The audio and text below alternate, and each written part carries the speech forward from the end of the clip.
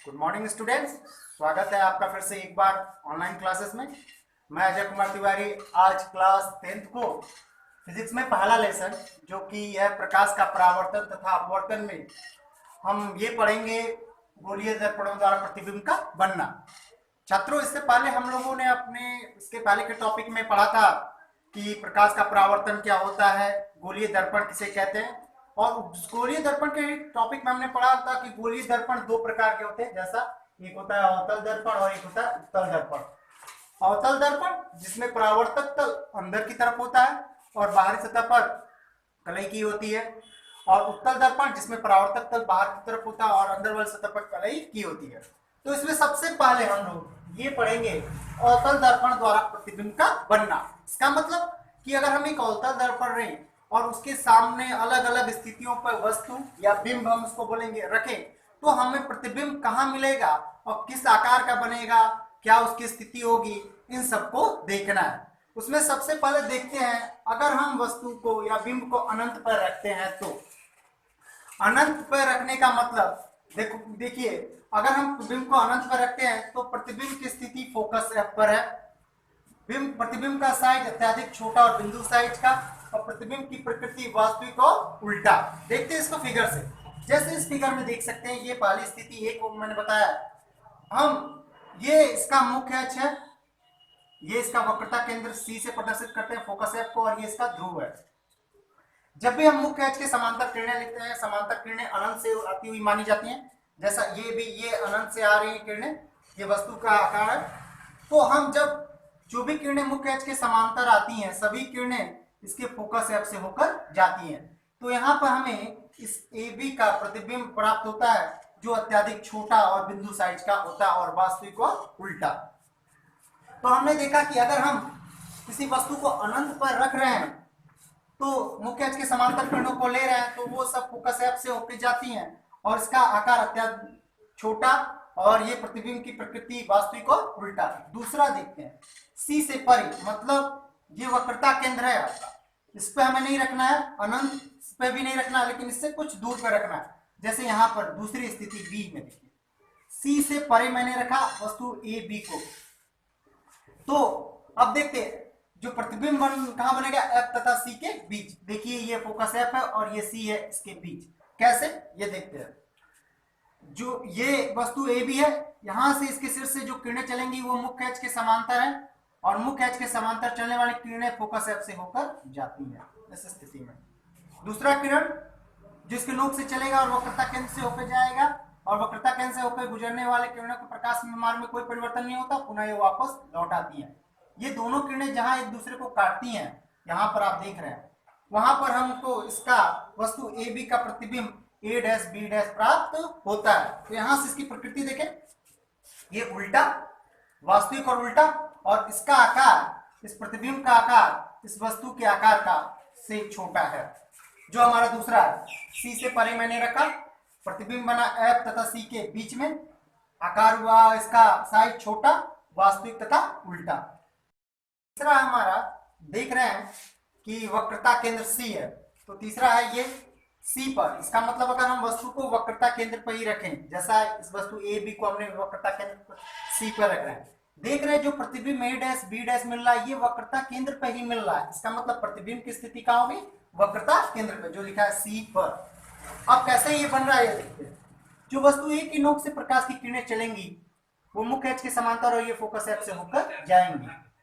यहाँ पर जो दूसरी किरण जो इसके फोकस से होकर जाती है और फोकस से चलने वाली किरणें मुख्य अक्ष के समांतर हो जाती है, और ये दोनों किरणें जहां एक दूसरे को काट रही है वहां पर इसका प्रतिबिंब ए डैश बी डैश प्राप्त हो रहा है, और इसकी आकृति हम देख रहे हैं समान आकृति की, और प्रकृति इसकी वास्तविक तथा उल्टा। तो हमें क्या मिला, यदि हम वस्तु को सी पर रखेंगे तो प्रतिबिंब भी सी पर बनेगा, जैसा इस स्थिति में है।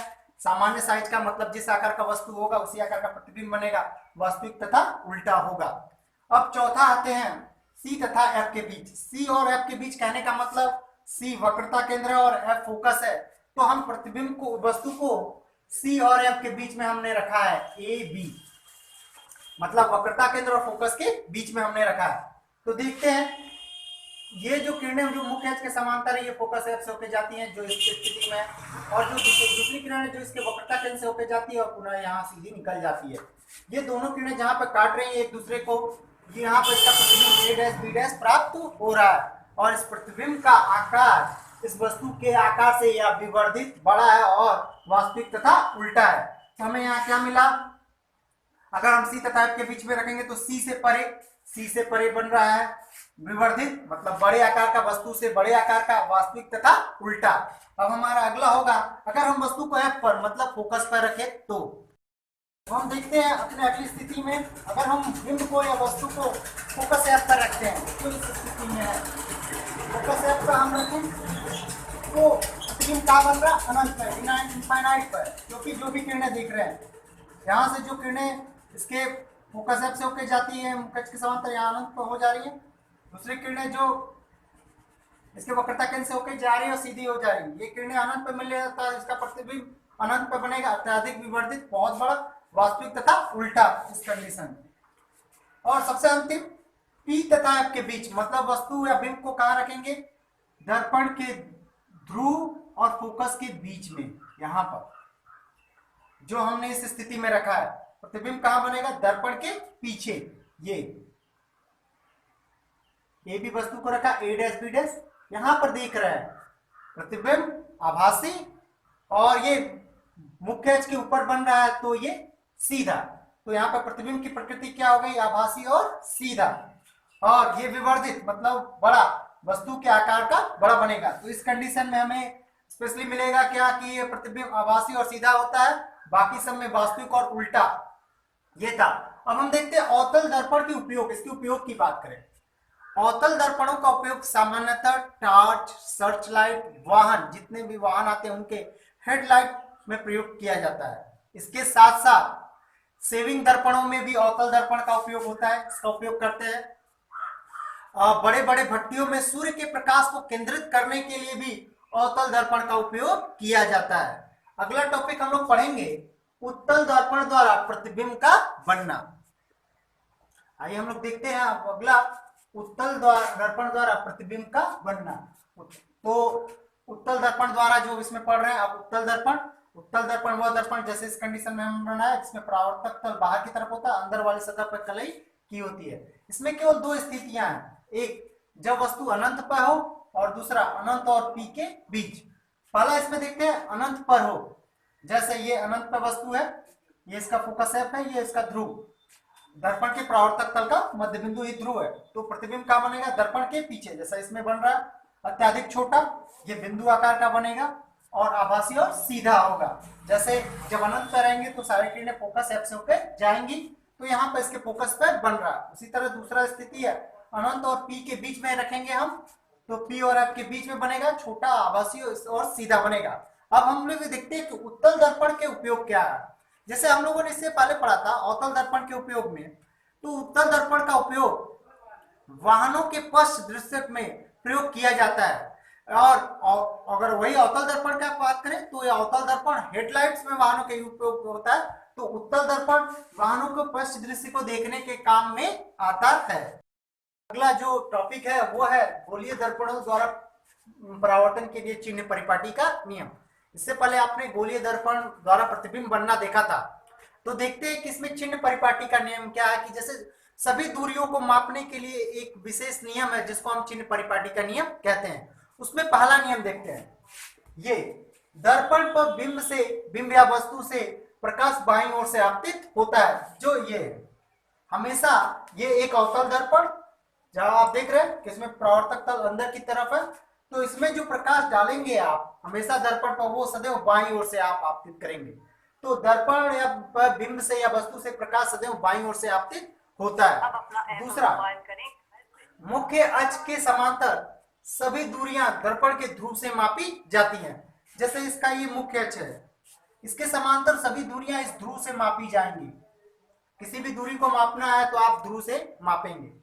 तीसरा, मूल बिंदु के दाईं ओर या मुख्य, ये मूल बिंदु है जिसको हम जहां से दूरियां मापेंगे, मूल बिंदु के दाईं ओर मापी गई दूरियां धनात्मक तथा बाईं ओर की मापी गई दूरियां ऋणात्मक मानी जाती है। जैसा ये मूल बिंदु है, इसके इस तरफ दाईं ओर जो भी दूरी मापेंगे वो सब धनात्मक पॉजिटिव होंगी, और इसके बाईं ओर जो भी दूरी मापेंगे वो सब ऋणात्मक माइनस चिन्ह के साथ आप लेंगे।